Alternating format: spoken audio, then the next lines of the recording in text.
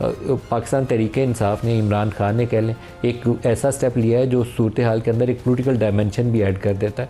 उन्होंने KP के chief minister Ali mean Gandapur को हटा दिया और आज उनके नए चीफ मिनिस्टर जो हैं वो मुंतखब भी हो गए, सोहेल अफरीदी।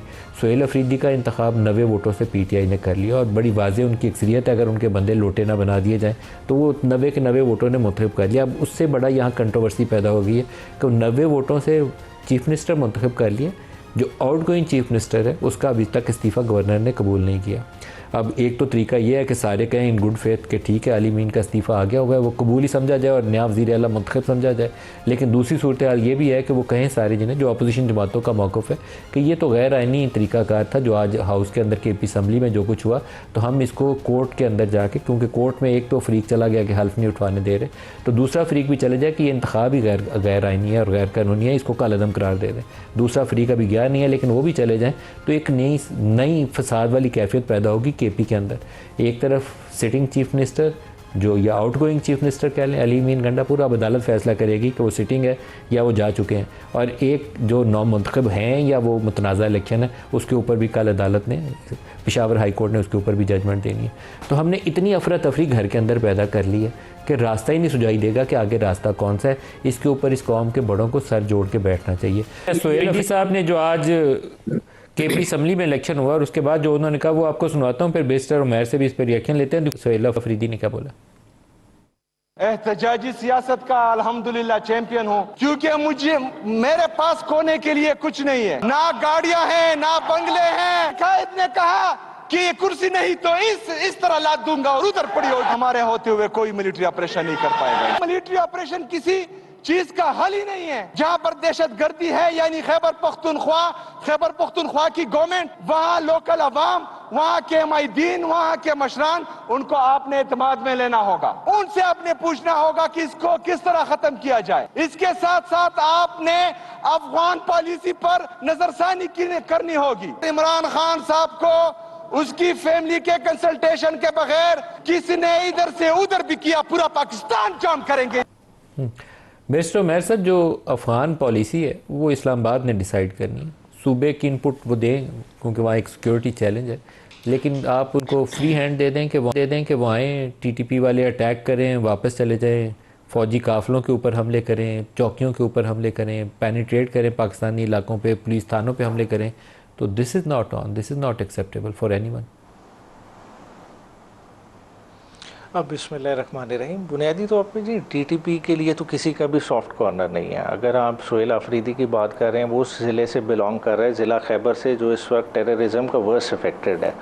वो क्या रहा है, देखें, आपने इमरान खान के दौर में इन्हीं हालात का सामना था। हालांकि उस वक्त तो हॉस्टाइल गवर्नमेंट थी अशरफ गनी की, और ऐसी गवर्नमेंट थी जो एक किस्म की रॉ चला रही थी, और ये जितने जो आप प्रोजेक्ट्स बात कर रहे हैं, डैम्स, रोड, उसी दौर में बन रहे थे। मगर फिर भी मामलात को कंट्रोल किस तरह से रखा कि कल्चरल एक इन्वॉल्वमेंट थी, लोकल अमायदीन का प्रेशर था, सबको ऑन बोर्ड लिया हुआ था, तो एक बैलेंस क्रिएट था, जिस वजह से जो है ना टेररिज्म इस रीजन में थ्राइव नहीं कर सका। जब आप लोकल ओनरशिप बीच में से निकाल दें, देखें अमायदीन का एक रोल है, अक्रॉस बॉर्डर भी एक, देखें बॉर्डर कोई आज नहीं बना, ये हज़ारों साल पुराना बॉर्डर है, और इस बॉर्डर के अक्रॉस जो कबाइल रह रहे हैं, अगर आफरीदी इस तरफ रह रहे हैं तो दूसरी तरफ भी रह रहे हैं, अगर मेमन कबीले इस तरफ हैं तो दूसरी तरफ भी हैं।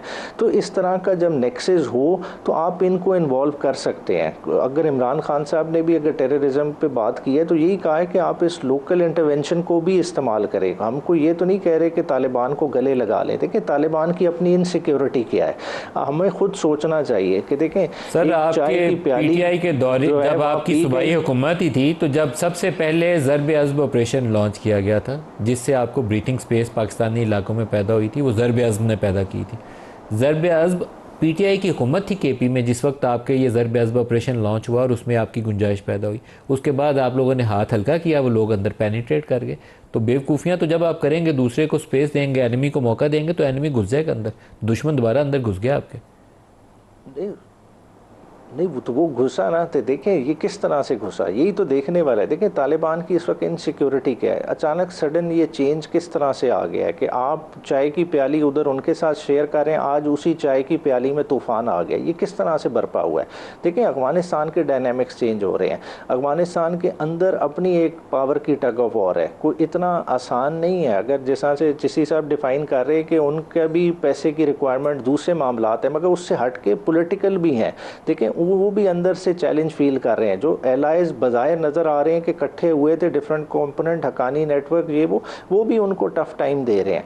तो ये सारी चीज़ें जो हमने ओवर द पीरियड इग्नोर की हैं, हमने जितनी इन्वेस्टमेंट की थी तो हमें क्या फ़ायदा हुआ। देखें अगर हमने उनके लिए खून बहाया है तो हमने पैसा भी बहाया है, हमने उसको 5वें सूबे की तरह ओवर द पीरियड जो है ना 80 की दिहाई से ट्रीट करते रहे, पूरे अफगानिस्तान को पालते रहे, तो उसका हमें हासिल वसूल क्या हुआ। तो आज आप समझते हैं कि एक ऐसी पॉलिसी बना ली जाए जिसमें हम सारी इन्वेस्टमेंट भी ज़ाया कर दें। देखें आपको एक ऐसी जामे पॉलिसी बनानी पड़ेगी, कहीं तो आपको कट लगाना पड़ेगा कि आपको भी कम से कम नुकसान हो ना, आपका वेस्टर्न बॉर्डर आपके साथ खुले, उस तरह का हॉस्टाइल खुले। देखें एक तरफ तो हम मोदी का कहते हैं कि मोदी का जब भी डिक्लाइन आएगा वो कुछ ना कुछ एक्टिविटी करेगा, तो इसी तरह की पोजीशन तो तालिबान की भी नज़र आती है। उन्हें अगर अपनी हुकूमत जाती नज़र आएगी तो उनके लिए क्या ऑप्शन है। तो बजाय इसके कि हम एक इस तरह की कॉन्फ्रंटेशन बना लें, हमें तो वो लड़ाई वारे में नहीं है, एक बराबरी में लड़ाई लड़ी जाए। हमने एक इंडिया के साथ लड़ाई लड़ी, बे वाला मार्का, वो समझ आता है दुनिया में। अफगानिस्तान से कम्प्रिहेंसिव अप्रोच होनी चाहिए, यहाँ तक मैं आपसे मुत्तफिक हूँ, लेकिन अफगानिस्तान के लिए कोई अपोलोजेटिक अप्रोच नहीं होनी चाहिए। अगर वो हमारे किसी एक शख्स को भी आके शहीद करते हैं बॉर्डर पार से, तो ये आप सॉवरेन कंट्री के ऊपर हमला तस्वुर किया जाना चाहिए। और हमारे ऊपर रोज़ हमले हो रहे हैं, पता नहीं हम कब उसको हमला तस्वुर करेंगे। बिल्कुल ठीक, मगर देखें हमने इतनी जुर्रत उन्हें दे कैसे दी। देखें ये हमने खुद देखना है। बात है कि ये हमारे जो है ना, देखें सेल्फ रिफ्लेक्शन तो करें। देखें साल डेढ़ में ऐसा क्या हो गया कि वो इतने दलेर हो गए कि उन्होंने आप पे हमला कर दिया, और हमला भी किस चीज़ से किया, ना उनके पास जहाज़ है ना कुछ है, उन्हें भी तो कॉन्सिक्वेंसेस का पता है, मगर इतनी दलेरी किसने दिलाई है। देखें जब हमने आइडेंटिफाई कर लिया कि इंडिया का नेटवर्क ऑपरेट कर रहा है, तो हम डिप्लोमेटिकली भी उस चीज़ को जो है ना यूटिलाइज़ करें। हमने स्ट्राइक्स कर लिए, चलें उन्होंने हमारे बंदे शहीद किए, हमने उधर उनके जो है ना बंदों को फारिग कर दिया, मगर बात है कि इंटरनेशनली क्या हमने इस चीज़ को हाईलाइट किया जो इतनी बड़ी उन्होंने ज्यादती हमारे साथ की। ये सारी चीज़ों का मजमूआ है जिसको आपको बैलेंस करना पड़ेगा। आप आबिद शेर अली साहब, जब ये अमरीकी फ़ौजें अफ़गानिस्तान से इनका इनखला हुआ, वो इनखला करने पे भी पाकिस्तान ने उनकी बहुत सपोर्ट की है, लेकिन उसके बाद एक नई इसके अंदर डायमेंशन आ गई है कि जितना अमरीकी असला था, अमरीकी वो छोड़ के यहाँ से भागे हैं, जानबूझ के छोड़ के भागे हैं। मेरा तो यही ख्याल है, क्योंकि पाकिस्तान की इंस्टेबिलिटी में वो असला जो अमरीकी यहाँ छोड़ के गए हैं उसका बड़ा रोल है। अब ये KP में जितने हमले होते हैं उसके अंदर वो जदीद अमरीकी असला जो वो छोड़ के गए हैं वो इस्तेमाल होता है। उनके पास वो नाइट विजन डिवाइसेस हैं, वो थर्मल गन्स हैं, वो दूर से बैठ के हमला करते हैं पाकिस्तानी चौकियों पे, और वहाँ पे खड़े हुए सिपाही जिनके पास पुरानी बंदूकें हैं मार के चलते बनते हैं। तो ये आपका कोई तरीक़ाकार बनाना पड़ेगा, आपको अमेरिका से भी बात करनी पड़ेगी, सऊदी और कतर का इन्फ्लुएंस है उनसे भी बात करनी पड़ेगी, और आपको एक मुकम्मल जामे प्रोग्राम के तहत इनको कंट्रोल बल्कि कंटेन करना पड़ेगा, ताकि रोज़ पाकिस्तान के ऊपर हमला करने से इनको रोका जा सके। बहुत शुक्रिया मलिक साहब। इसमें कोई दो राह नहीं कि पाकिस्तान का एक मरकज़ी किरदार रहा है सोवियत वॉर से लेकर जो अमेरिकन इनखला हुआ, और उसके बाद भी क्योंकि हमारा वेस्टर्न बॉर्डर लगता है और हमारी बहुत सारी मैं समझता हूँ कि मेहरबानी है अफ़गान लोगों पर, 15-20 लाख लोगों को शेल्टर दिया। उस वक्त जो बेसहारा लोग थे उनको सहारा भी दिया। तो ये इसमें तो नहीं कह सकते कि हमने उनके साथ हमने तो कभी बेवफाई नहीं की, और ना ही कभी अफ़गान लोगों को हमने उस वक्त तन्हा छोड़ा।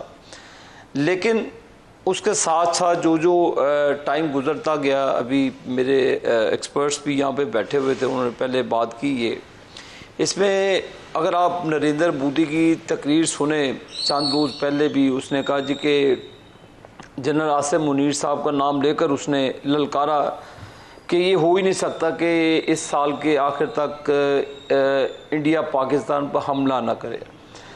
तो इसका मतलब ये अफ़गानिस्तान उसकी प्रॉक्सी थी।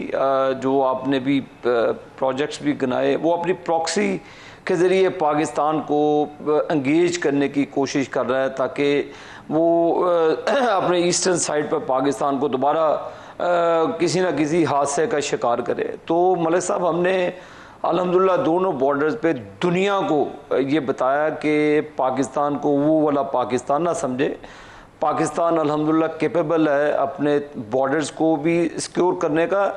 सबसे जो ख़तरनाक बात ये है कि पिछले 12-13 साल से पीटीआई की हुकूमत है वहाँ पर केपीके के अंदर। अभी पीछे गंडापुर साहब की तकरीरें चलती थी, अब ये आज सुहेल अफरीदी साहब का बड़ा अफसोसनाक बयान है कि क्या जो हमारे जवान शहीद होते हैं, जो अफ़गानिस्तान के रास्ते से टेररिस्ट आते हैं और कॉन्वॉय पे ऊपर हमला करते हैं और 5 बजे के बाद आप पेशावर को भी उनके हवाले कर देते हैं कि पिछले 13 साल से आप हुक्मरान हैं केपीके के और आपकी पूरी जिम्मेदारी है, आपकी जिम्मेदारी नहीं बल्कि आप इसके पूरे जिम्मेदार हैं कि जो भी हमारी आर्म फोर्सेस के ऊपर हमला होता है, क्या आप कितने सालों से एंगेज कर रहे हैं। आप 3.5 साल वफाक की हुकूमत आपके पास रही इमरान खान साहब के दौर में, उस वक्त आपकी ही हुकूमत थी। आपने देखे कि किया क्या पाकिस्तान को, आपने पाकिस्तान को निहत्था करने की कोशिश की। आज पाकिस्तान में जो इनसिक्योरिटी है, जो केपीके के अंदर हमारे आए दिन अफगानिस्तान के रास्ते जो इंडियन पेड तंजीमें हैं वो पाकिस्तान के ऊपर हमला करती हैं। पाकिस्तान के आर्म फोर्सेस काफिलों पे कभी 15 जवान हमारे शहीद हो रहे हैं, कभी 10 हो रहे हैं, कभी 12 हो रहे हैं।